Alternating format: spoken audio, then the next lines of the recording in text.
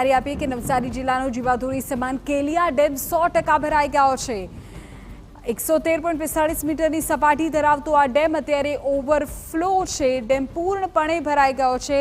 વાંસદા, ચીખલી, ગણદેવી તાલુકાના 23થી વધુ ગામોને અત્યારે એલર્ટ કરવામાં આવ્યા છે। ડેમ ભરાઈ ગયો છે, જેના કારણે ખેડૂતોની સિંચાઈ અને પીવાના પાણીની જે લોકોની ચિંતા હતી તે દૂર થઈ છે।